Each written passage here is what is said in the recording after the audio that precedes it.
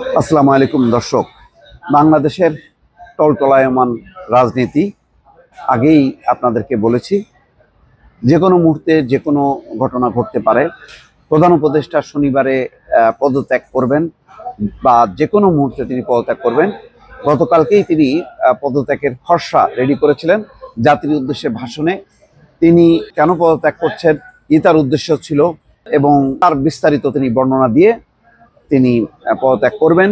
এবং উপদেষ্টাদেরকে বলেছেন, যমুনায় যে 4 ঘন্টা দীর্ঘ বৈঠক হয়েছে সেখানে বলেছেন যে তাদেরকেই অন্তর্বর্তী সরকার গঠন করে এগিয়ে যাওয়ার জন্য তিনি এই নির্বাচনের দায়িত্ব নেবেন না।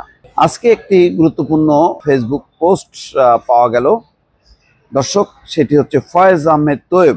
তিনি বলছেন যে প্রধান উপদেষ্টা পদত্যাগ করবেন না। কেন এই পরিস্থিতি দর্শক তা নিয়ে বিশ্লেষণ করব, তবে তার আগে অনুরোধ করছি যারা ভয়েস বাংলা এই চ্যানেলটি এখনো সাবস্ক্রাইব করেননি তারা সাবস্ক্রাইব করবেন এবং লাইক শেয়ার দিয়ে ভয়েস বাংলার সঙ্গেই থাকবেন।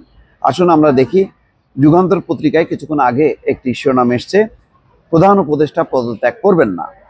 অন্তর্বর্তী সরকারের প্রধান উপদেষ্টা অধ্যাপক ডক্টর মোহাম্মদ ইউনূস পদত্যাগ করবেন না, তার ক্ষমতা প্রয়োজন নেই,